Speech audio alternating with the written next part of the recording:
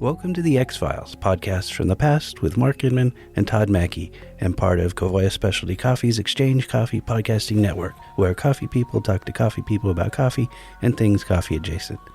Down the stairs, around the corner, down the long hall, and through the double doors, you'll find the archives for the Exchange Coffee Podcast, episodes from 2018 and 2019, before we had a studio. We're going back through the archives and improving the sound quality where we can, re-recording introductions, and merging two-part episodes into single episodes. Episode 2 of The X-Files comes from episodes 8 and 9 of The Exchange from September-October 2018, Green Coffee Terminology. And now, here they are, from 2018, Mark and Todd. Spinning the wheel. How did we come up with this idea? Was this something brought up by our producer? Or was this something that you came up with? Where did this wheel? No, this is 100% Mike Ferguson. 100%. Oh, okay. Okay. Our acclaimed producer at this stage, Mr. Mike Ferguson. I can't take a bit of the credit. Well, I mean, one of the issues that many people have in the industry, especially as you're up and coming, is that you hear a myriad of terms being thrown around. And if you're a normal person, that can be intimidating to ask, well, what does that actually mean? And usually you try to pick up what that means through conversation or if you overhear somebody explain it. But most people are too embarrassed just to flat out ask what these terms mean. And trust me, there's plenty of industry specific terms that would not make sense to anybody outside the industry or new to the industry. Unless you've really studied up on this stuff. So, well, one of the favorite parts, I believe, Todd, of both what you and I do is actually, answering those questions for customers or people at trade shows and trying to take that stigma away. So tonight we thought we'd make it a fun game where we would spin the wheel and take turns explaining what these terms mean and see if one of us gets stumped tonight. I don't know. That could be possible. Yeah, I haven't even taken a look at the wheel, to be honest. I haven't that either, we might, so this could be bad. This will be fun. Yeah, no, we'll have a good time. All right, so I suppose we should just spin the wheel and see what we get, and we'll start there. Is there an interesting sound effect that goes along with this wheel spin, or is it just going to spin? Let's see what happens. And there it goes. It's making a little noise. It landed in between two. Oh, I see what it does. FOB. FOB. Todd. I'll happily take this one. So it's not FOB, a key fob.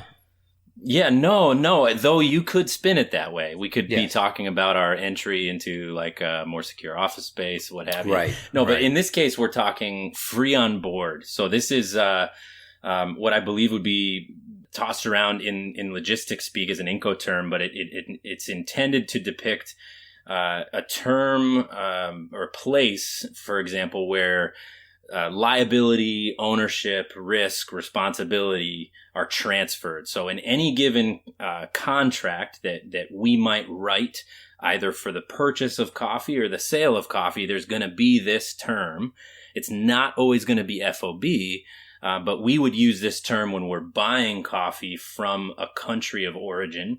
And we would be using it where, we, the buyer, would take over the ownership and the liability and responsibility for the coffee as it's passing over the rail of the ship to make its departure from port.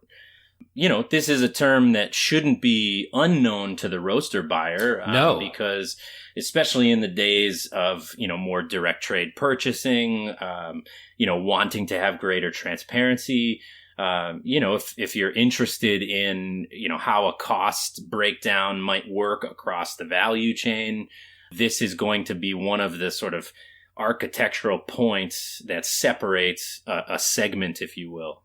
But yeah, to you, Mark, thoughts on FOB, necessary details that anybody listening should have in their pocket when they see this pop up? Yeah, I'd say in addition to what you mentioned there, and you started to dance upon for the direct trade side of the business. If you're going to be involved in direct trade, it's important to know when a price is quoted to you as a roaster, where that price is being quoted from. So some caveats, if you were quoted FOB, that is passage to the ship. And then from there, the costing would be, transit into the U.S., if that's where you're based, into the warehouse, and either it goes into an ex-warehouse pricing or an FOT free on truck pricing. But the trick is here, I would say this is where I wanted to add to the FOB. Many times in countries like Burundi or Nicaragua, they're actually quoting you FOT mill, not FOT the warehouse in the United States. And that would mean the coffee is being transferred from to the truck in their mill in that country. And in the case of Burundi, that can add a significant amount of cost to get it from that mill all the way to port to the free on board status. So there can be a pretty good additional cost associated with direct trade if they're quoting you FOT mill. So don't always assume when you're getting price quotes from growers or from co-ops or exporters that it's necessarily going to be FOB, even though that many times is the term that is used. There are countries that do sell FOT mill.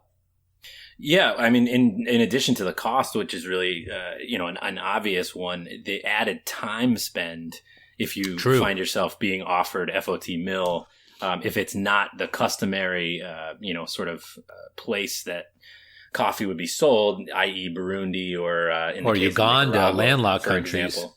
Yeah, you have a significant time allocation that needs to be considered, in addition to the strength of whatever partnerships you might have in that country to be able to pull that coffee out. So certainly no small detail involved. But last call on FOB. Any last gems we should pass along?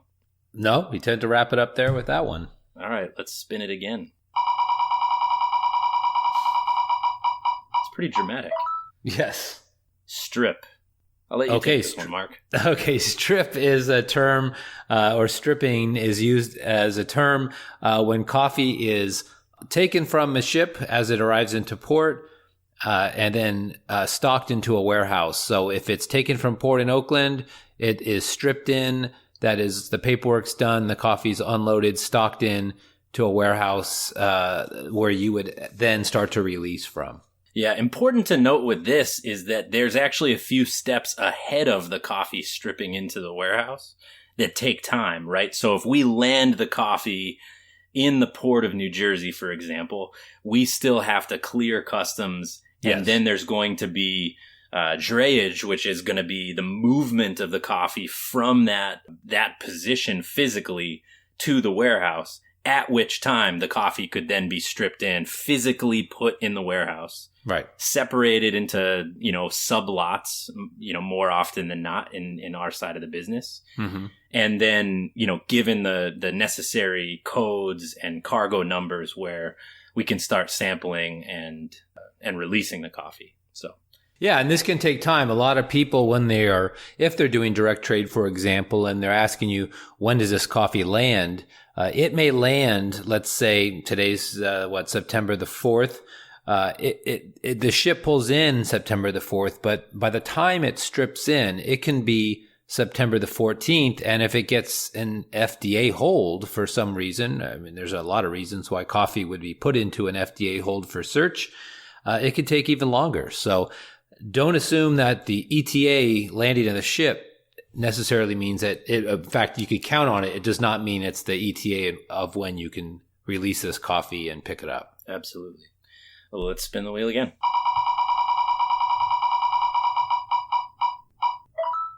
All right. Your favorite and mine, buying forward. Yes. Yeah. So this is a critical term, a critical concept that, as you're growing as a roaster, you absolutely have to know, even if it's not maybe an opportunity or an option you might express at any given point. So buying forward is essentially securing physical inventory at some point in the future. So in a time where there is a particular coffee that's on offer that, maybe you've been dealing with this producer, this farm, a particular cooperative or mill, and buying forward might allow you to, have a a future a holding or delivery of this coffee. It also would allow you in a market where, quality and price is a match for you. It would allow you to essentially buy that coffee into the future to secure your cost of goods and shore up your margins as it relates to selling your coffee out forward to your customer. Yeah, and this is one of the greatest tools in the tool shed of the buyer. If you work well with an importer and you trust the relationship, buying forward is a way to secure coffees that are in short supply, in high demand, high quality. It allows you to, if you have a good relationship, get your foot in the door very early on some very good coffees. Again, you're not obligated for these coffees. You still have to cup them and approve them upon arrival, but it's a fantastic way to get coffees, especially ones that people get really excited about way in advance. No doubt. Yeah. I feel like we need a more dramatic name for the wheel. Yeah, Green coffee lingo wheel. It's a little safe. Position is the next term. So position, Mark, go ahead. I'll let you take this one. Position is basically what you own in coffee at any given time. This would be an accumulation of your forward contracts, stuff you have sitting that you have not yet released, or stuff that you have had sitting around that you have taken time to pick up. So it is your entire ownership position within that company. Usually within your position report, it would show you when the dates of the free period is, where you're not charged carry and finance and storage charges, or ETAs on when the coffee should land, information on what you paid for the coffee, what the market level was. Yeah, this is one of those terms that that is coming out of, a more sort of cross product or cross business trade jargon, right? Where, this would most typically be applied to, the physical position like you're outlining that a roaster might have. But, as you grow and you start having a sort of futures position or futures coverage, you might actually have your physical position, which would be the inventory you stand to take or that you've committed to buying, perhaps subject to sample, replace, SAS NANS, what have you. But you might also at certain volumes start to have a futures position, which would be essentially your market levels out ahead that you kind of have in your pocket to apply later to the differentials that you have, your green coffee, your physical position against. So essentially looking at your standing at any given time. And so one of the most valuable things I feel like I hear from the people I'm working with is, hey, can you send me my position? That is just a breath of fresh air. It's something that any buyer, no matter how small, if the moment you start buying forward or keeping holdings with any of your suppliers, that should be something that you're checking in on at the minimum once a month. Without a doubt, because what ends up happening a lot of the times, roasters will say, wow, I didn't know I had this coffee sitting there forever. And then they sheepishly want to try to not have that coffee anymore. But whether or not you've realized it or not, it's coffee you own.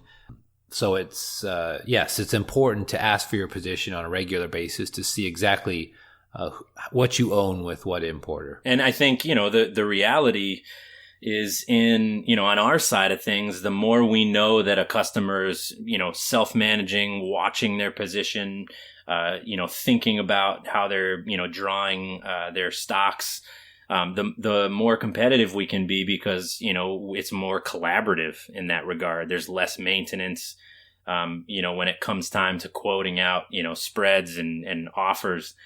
It's a much sort of easier account in that regard, and that can come back to you, which is great. So,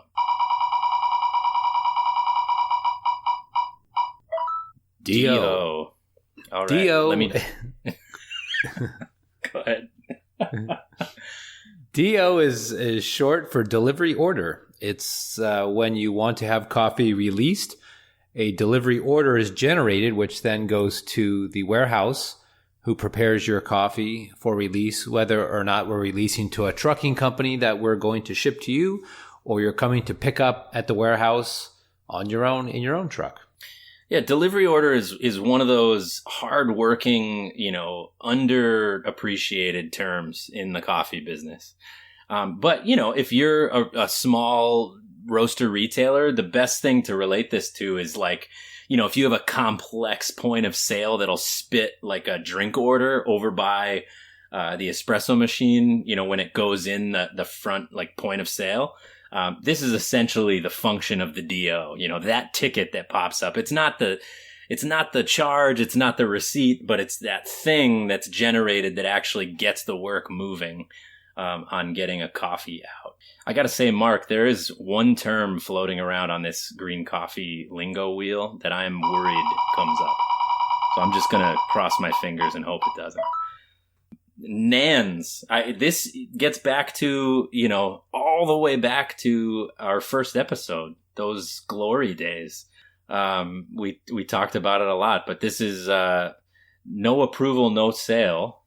And this is going to be firmly fixed, in the sampling terms on any given coffee contract if you've agreed with your supplier to pend the sort of function of the contract on sample approval if you are not going to replace it if it's rejected. So this essentially gives the buyer the option to reject the coffee with zero obligation if it does not hold essentially the character and quality as expressed by someone in Mark's position or my own.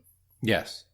And as we said in the, was it the first episode we talked about this or the second episode? 1 and 2 were a twofer. So. 1 and 2, yeah. So the NANS part works if you don't abuse the system. You can't reject a coffee because you're not feeling it or it didn't speak to you. Those aren't terms to reject. We understand what you mean when you say that, but you have to have a real technical term. The coffee came in moldy. It did not. It had a defect. Phenol or it was legitimately 3 points off. Like what it was sold as, right? True. We sold it to you as an 85 cup and it came in an 82.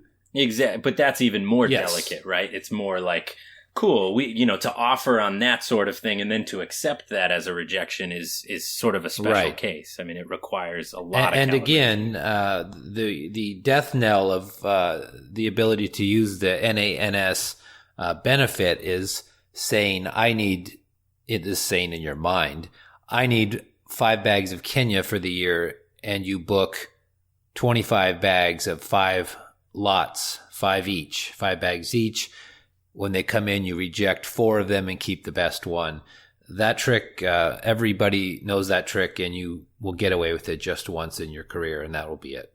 Better hope that Kenya that you do take. Yeah, it's that good.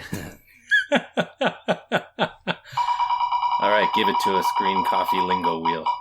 I want to find out what your term is that you're afraid of. Then we're going to stick you with that one. Yeah, I'm really... Was it Grain Pro? Grain Pro, yeah. I'd love to hear from you on this. This is, a ubiquitous green coffee term now, but how does Mark Inman explain? Grain Pro, Grain Pro is an actual brand. It's like Ziploc as a brand. It is an actual polypropylene liner that would go inside a coffee jute sack, and they would pack the coffee in the Grain Pro liner. They can seal it, but it's a plastic barrier that keeps the coffee fresher longer as it makes its long journey to the point of your warehouse. And in the cases of long trips, Indonesia, Africa, Papua New Guinea to the United States, it's well worth the investment of adding Grain Pro liners to your coffee, because coffee definitely starts to degrade on those long journeys. It also is great for eliminating water damage, where the jute can get water damage from a hole in the container or moisture in the container. It can, leave giant stains and signs of water damage on the jute, but the coffee is dry and safe inside the Grain Pro liner. The key to the Grain Pro liner is that the coffee is dried to the proper humidity. You can create a fantastic condition and environment to develop mold at an extremely rapid rate. So it's essential that mills who use Grain Pro, or EcoTact is another brand of liner, if they use these liners, that they understand how to dry coffee properly and ship it as such. The additional cost per pound over a normal jute bag is roughly 3 to 5 cents. But in the case, like I said, of some of these better coffees coming from faraway places, it's well worth the additional investment. Yeah, compared to the differentials that you're going to pay for that increased cup quality and better prep, I mean, 3 to 5 cents is almost forgettable in so many ways. So that's Grain Pro. That was not the one I was worried about, by the way. Spot. I love this. Spot would essentially indicate coffee available here. And most typically, spot coffee would indicate, that coffee, at least, in the U.S. or in a conventionally consuming market, spot would mean this coffee has arrived and it's on the shelf here. Think of it like you go to the grocery store, there are exactly 25 boxes of Annie's white cheddar mac and cheese available. Spot. Don't know why my mind's going there. Versus Captain Crunch or... But, a good example. It's very politically correct here. I have young children, Mark. It's a staple in the household. But anyway, so spot, the difference in the only sort of detail that I would mention is that spot can indicate that a coffee's available in a warehouse anywhere. So if someone is offering you a coffee spot, and it's not like the regular supplier you go to all the time, just be cautious, kind of similar to what Mark was mentioning with FOT when you're getting offers from origin. You can be offered spot, Santos or, something like that. Something where the coffee's done, ready, it's in warehouse and it's spot there. Any elaboration there, Mark, in your experience or anecdotal stories? No anecdotal stories, but if you are buying coffee spot, you want to ensure that it's spot a warehouse near you. If many importers store coffee in multiple warehouses, so if you're based in Colorado, spot coffee in New Jersey isn't as good of a deal as spot coffee in Oakland, California, or Houston, Texas.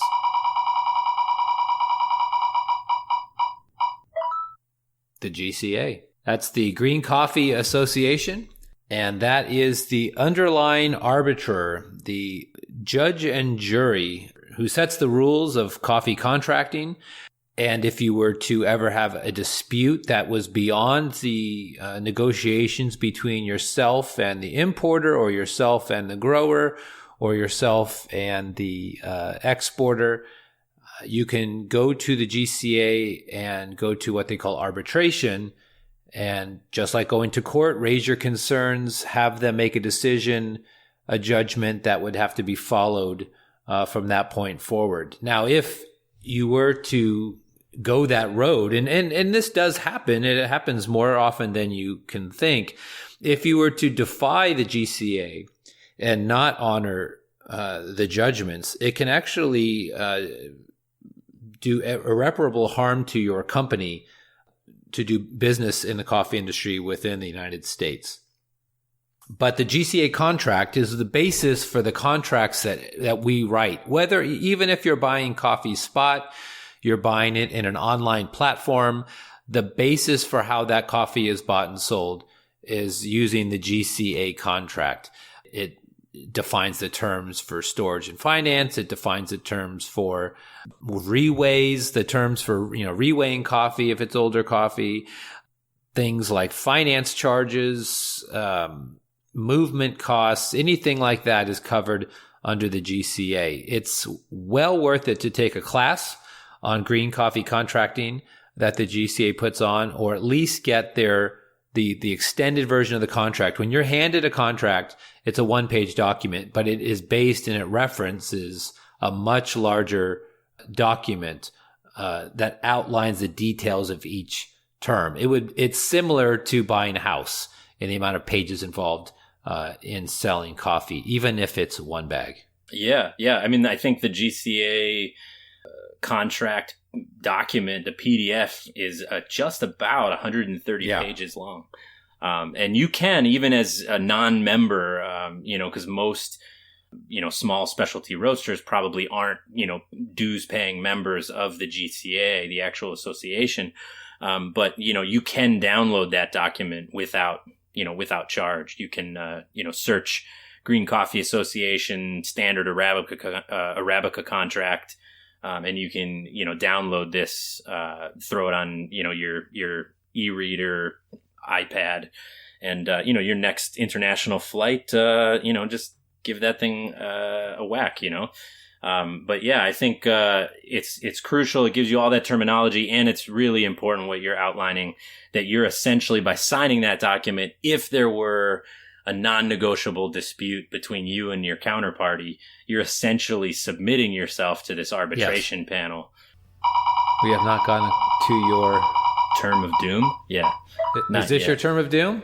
No, hedge is not my term of doom. In fact, I'll gladly take it. I mean, a hedge is essentially is another sort of similar to position. It's another trading term.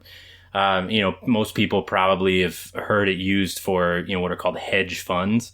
But in green coffee and coffee trading, a hedge is actually referring to the futures transaction that is equal but opposite the physicals transaction that you might do at any given time as you buy on coffee for your business. So, for example, if I'm a roaster, I am buying physical coffee, when someone in Mark's position, he's selling it to me, he would then hedge by going and buying a future, for the same terminal month that coffee is being sold against.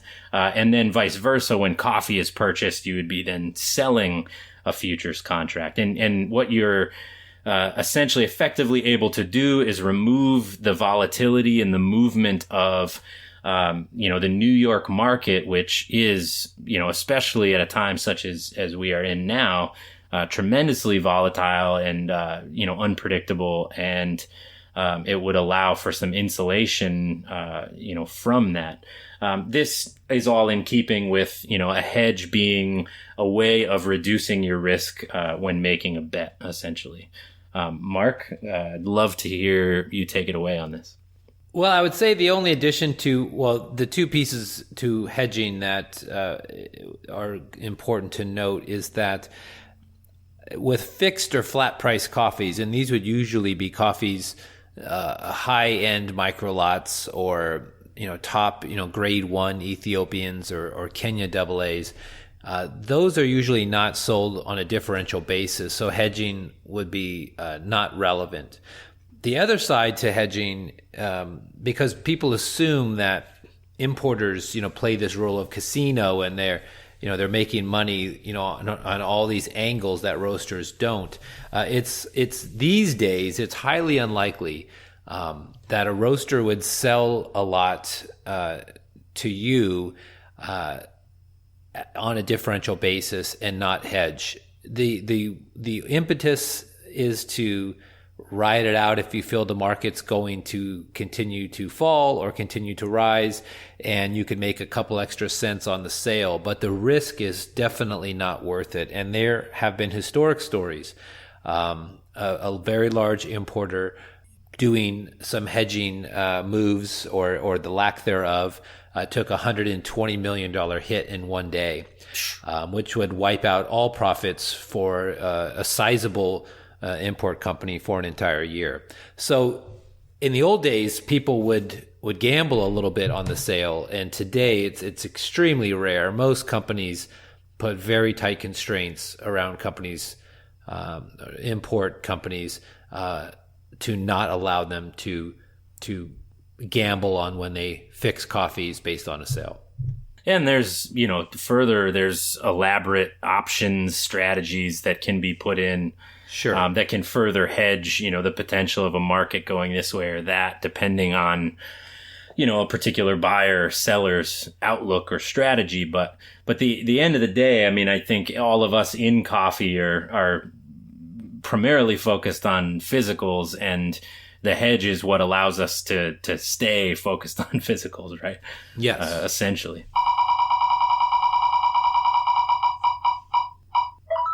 Allocation. Allocation is more of an importer's duty. I would maybe an exporter's duty as well. But allocation is simply a contractual duty whereas I sell you a coffee, which would be a sales contract, and I actually allocate it or tie it to a purchase contract that you wanted to purchase. So it's just tying the purchase to the sale to ensure that the coffee is the exact same coffee that you intended to buy. It's something that if you're writing contracts very quickly, you often forget to do that, and you all of a sudden find contracts that are unallocated or have not yet been allocated, and you better hope that coffee wasn't sold while you took your time to forget to allocate. Sounds like there's some bitter tears in there. I mean, has there been some of us learned the hard way, Todd. Some of us learned the hard way. One cool element about allocation that I think is worth mentioning is, when you do get into buying SAS or SAS replace, allocation is essentially the way that you use that replace kind of function, right? When it comes to your and my day to day, where, if I'm selling Mark on a particular quality of like blender Brazil, I might have 10 or 15 lots. I'm selling Mark 1, 2, 3, what have you. And if I'm selling them replace, I can essentially sample him until he finds the quality in a particular lot or a particular spread. And then I would allocate those particular lots to the contracts, which otherwise would cover all of those lots, essentially on the cost basis of the coffee. So sure. And or if you a coffee landed, you sampled me on a specific allocated purchase and I didn't like it, you would unallocate that coffee and then reallocate me to the coffee that I end up choosing after you sampled me on multiple lots. Correct, yeah. But again, and I can't stress this enough, there is nothing worse than finding out that you did not allocate a contract and then having to go back to that client and saying it was sold out while I was basically asleep at the wheel. That is an inexcusable offense. I seem to remember a very specific moment in a sales call we had. This must have been a couple years ago now, because I felt like it was very fresh for me. But there was a certain colleague of ours who said, "Wait a minute, I sold that to so and so," and another colleague who said, "Well, I guess you didn't, did you?" Exactly. It was. Yeah, that is the worst moment in a trader's life. It was a moment. I mean, we all worked it out like, 12-15 months later over a fierce game of bocce. But, those tensions, we carry them. Ready. Counterparty. Counterparty. Yeah. Counterparty is a term I like to throw around. It's one of the most important terms, I think, especially if you find yourself in position of sales or account building, business development. Counterparty is always sort of comes along with that concept of appraisal, right? And counterparty at its core is essentially the selling party when you're buying or the buying party when you're selling. And so, you'll see this term outlined in detail with this as a header on a sales contract or a purchase contract for that matter. And that's going to be, the party who is your counter at the head of the document, essentially, if you're selling the buyer, if you're buying the seller. And Mark would, in this case, be my counterparty. Yes. For the purpose of the exchange by Olam Specialty Coffee. Oh, I see. This wheel's getting smaller as we... I didn't notice that. Differentials. Okay, well, differential is it's a different way of selling and buying coffee. If Todd said how much is the coffee and I said it's $3, that would be a fixed flat price that would be based on a flat price offered by a grower with no market conditions applied to the sale or the purchase of the coffee. Differentially is using an addition or a subtraction from the physical market that's being sold, that the coffee is being offered at, and as well as being sold at. So you'll sometimes hear coffees, when people are talking coffees, they'll say, I bought it for plus 50. And that may seem confusing to a lot of people who don't normally buy coffee this way. Plus 50 would be 50 cents over whatever market month that you're actually talking about. So when you say plus 50, you're actually giving half of the equation. It's plus 50 over DEC 18 or plus 50 over March 19. It would be a price over that market. And that is moving until you fix that coffee. Now, in smaller quantities, in less than container sales, when you purchase that coffee, it'll be locked in at the point of sale. If you're buying an entire container on a differential basis or over, let's say, 150 bags, that coffee will remain at that plus 50 level until you call it in and ask for a fixation. And that fixation can be just right now wherever the market is, or you can set it at a certain level that you need it to be. But at that point, the market and the differential matches, and then that's your price. When you get to the point where, as a buyer, you might be looking at several suppliers operating, at a certain volume, and, you may not come in on Monday and finish, and close the business Monday. You might be looking for something that's more, over the course of a week or a few days. Taking your offers differentially would allow you to kind of compare apples to apples, essentially, regardless of how a seller might manage the futures of the transaction for you, and also just to kind of see exactly what the costs are above the market that it's going to be posted against. Long. Yeah. So long would be another one of these sort of quintessentially trading terms. Long indicates that you have essentially, a positive amount of something. Most typically, when thinking physical position, like we were discussing around the position term, how much coffee you have, long would indicate that you have more coffee than you might be using in any given term. So I might say to Mark, I have a customer that is long 25 bags of such and such a coffee. This would mean to Mark that this customer bought this coffee at a certain time, expecting to move through it. By a certain point, they have found themselves either growing slowly, having suffered some attrition of accounts, or for some reason, being further behind in their spread than they would have, imagined. And Mark would come back, and we might potentially be able to relieve that long position. Otherwise, long would essentially put you in a spot where, you're going to have to work through that coffee, a little longer than you might like in terms of your calendar year, your operations.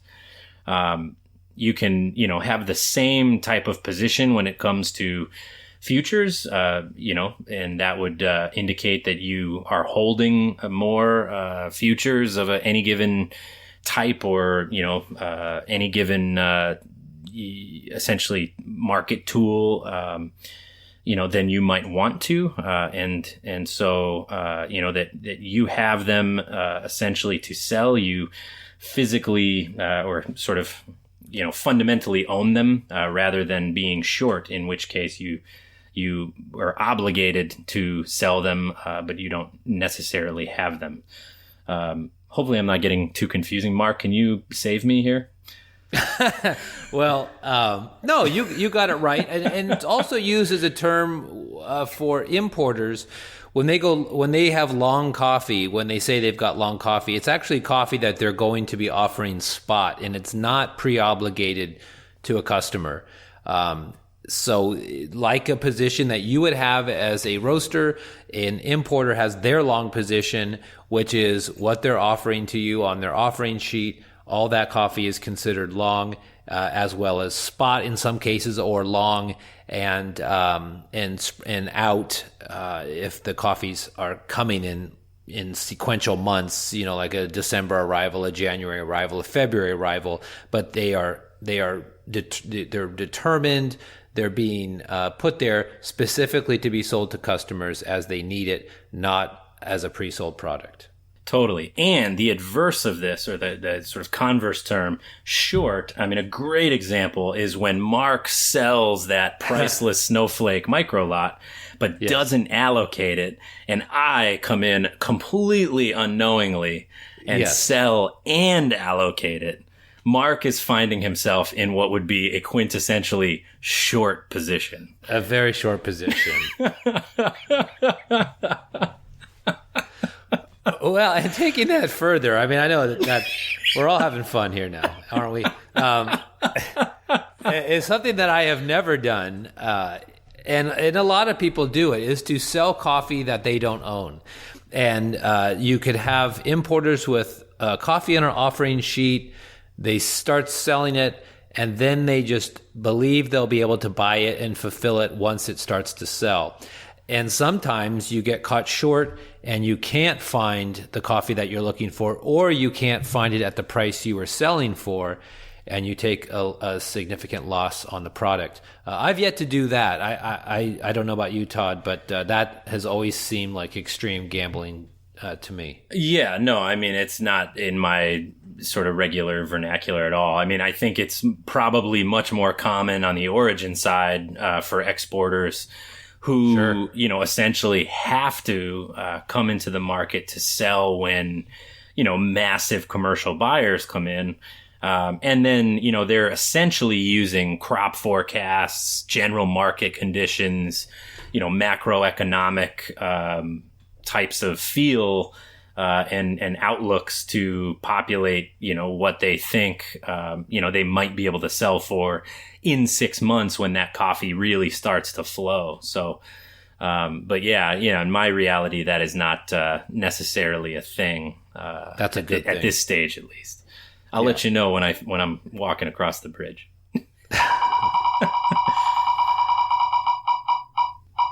A lot. This is an interesting one in that I think lot as a term is so heavily used, and it's so versatile now that it's almost that it's sort of meaningless. You have nano lot, micro lot.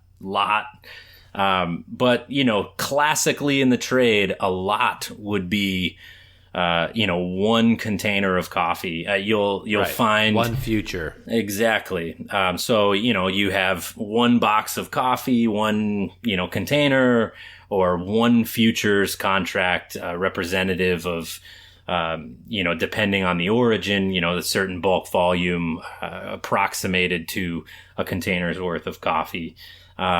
But, in the case of, these subterms, you are working with what is a little bit more, interpreted. A micro lot, historically has been anything less than a lot, right? Could be in the case of, country of origin like Colombia, it could be 100 bags instead of 275, the typical, shipping volume, and that would have been considered a micro lot. Mm-hmm. But now in the days of like single farm separations and to stay riffing on Colombia as an origin country, with the vast majority of smallholder farmers having less than 5 hectares, you might have, what is a micro lot, or more appropriately a nano lot, that's going to be 3 to 8 bags total, full stop. So, that's maybe more than we asked for with just lot. But yeah, in that case, they're not using the term lot as a physical lot or a future worth of coffee. They are talking about lot coding. It's an individual lot code of coffee. A typical container of coffee will have the same lot code in all 275 or 320 bags, depending on the unit of measure of the bag. But in the sense of the nano or micro lot, it could be a 1 bag lot, which is just having 1 lot code, and that's considered 1 lot of coffee, but has nothing to do with a future or in the sense of a container of coffee. Yeah, it's interesting you bring up a lot code. I assume you're riffing on International Coffee Organization's marks. Yeah, ICO marks. Yeah, so you essentially, when you look at a bag, you see the 3 numbers in sequence. The first is a unique country code for the country of origin. The second is the exporter's license number. And then the third is going to be the lot number. So in the case of these micro and nano lots, they would have a unique lot number, which is what Mark is getting at. But they wouldn't necessarily, have to be a full, quote unquote lot, as it were in the more traditional trade of coffee, that full container's worth of a particular homogeneous quality. Perfect.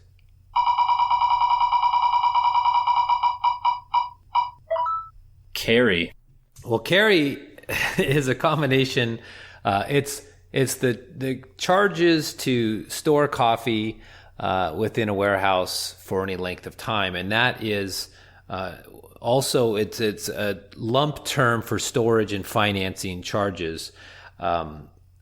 Carry charges are calculated they represent 2 types of charges. One would be finance charges. So if you were to buy 50 bags of coffee, SAS, NANS, we have to buy that coffee in the sense of FOB, so down at origin. Once it crosses the threshold onto the boat, that's when we take possession of it and we have paid for the coffee.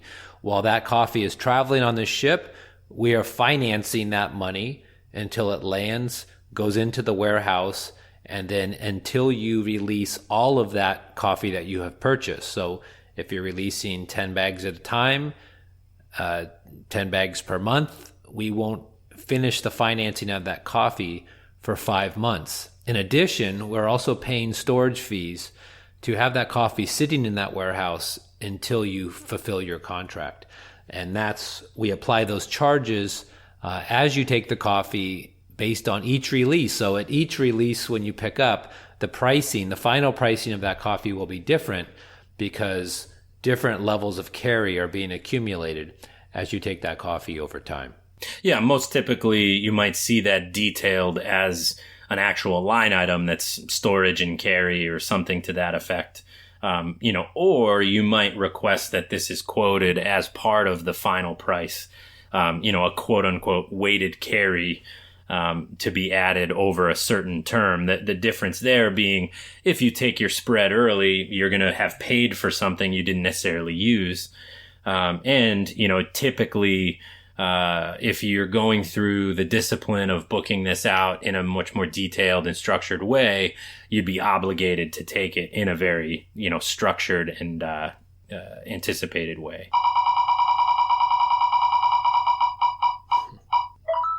It all comes back to SAS, Mark. Yes, it does. This is, I think we've, at multiple points in multiple episodes at this stage, we've gotten onto SAS, and it just has to be the, most essential tool, especially for a quality-oriented buyer, but most certainly as well for a buyer looking to, have good forward coverage with solid coffees and to have their needs booked and be opportunistic. This means subject to the approval of a sample. After SAS, you might specify what sample that is, arrival sample or pre-shipment sample. In the case of when we are buying coffee, for example, it's subject to the approval of a pre-ship sample. But you'd use this designation essentially to ensure that the coffee you're delivered is the coffee that has been described to you, is the coffee that was offered to you initially, I should say. And you could essentially amend the clause with, SAS, NANS, like we described earlier, no approval, no sale, or you might specify that you are open to replacing it, meaning the seller would have the chance to show you as many lots of the same physical quality until you approve one, or until they walk away in shame.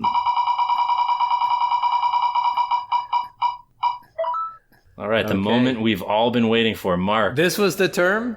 This was the one. Take it away. I'm at a complete loss. And maybe you will decode it for me. When I get to school, Todd Mackey, life has gotten extremely sweet. Well, don't get too excited yet. It's an acronym, and it's the little victories. The little victories I take.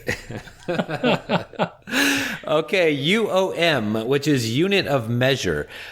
This is the way we buy and sell coffee. This coffee is offered to us. You'll hear $5,500 per metric ton, or $105 per 46 kilos, or coffee will be sold on a per kilo basis or a per pound basis.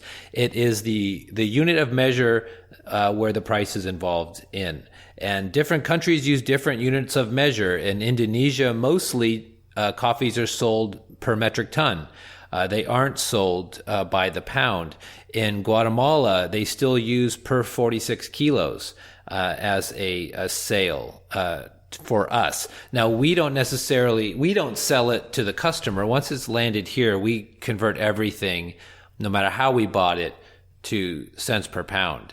And we deal in cents per pound, not dollars per pound. So it's 105 cents per pound for coffee that's $1.05. We always deal in the cents units of measure here.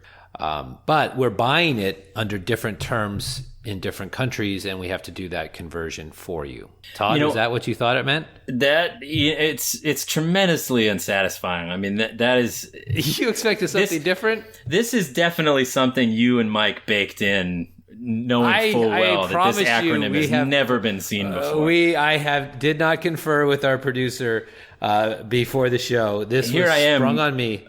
Wondering how you're going to describe UOM. Like, UOM? UOM. What is that? Oh, boy. I wish you would have said the word first, and I would have converted it into a cupping term. And been shocked you didn't know this taste. Yeah, we should do like an alternate ending to this. I mean, given that this is our last term, I feel like a Wayne's World moment would be rather fitting. Or like the movie Clue, where it has 4 different endings in the movie. Sure. Yeah, we could do. We'll take a pause and then we'll do a second ending to this. We'll pretend the wheel spun.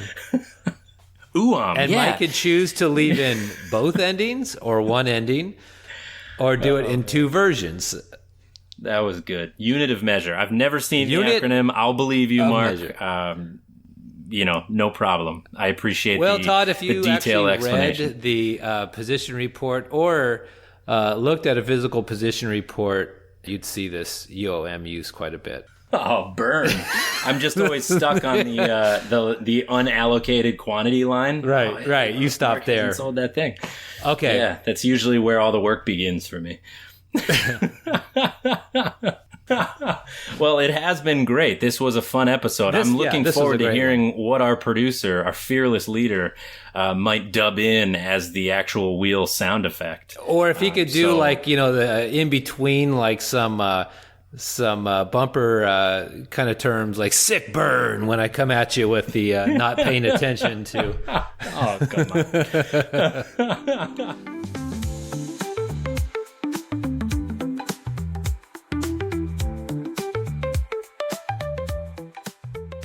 You've been listening to The X-Files, revisiting, rewinding, reworking episodes of the Exchange Coffee podcast from the past, hosted by Mark Inman and Todd Mackey, and produced by me, Mike Ferguson.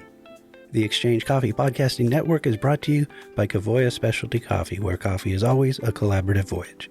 Our free use opening theme for this episode was X-Files UK Drum Beat by Ronnie Drake. Our closing theme is Coffee Shop Acoustic Funk by Nick Panic. Remember, you can always email me at mike.ferguson@kavoya.com. Thanks for listening, and now your postscript. Man, the seltzer's really making me brutal tonight. It's crazy. So crisp and delicious.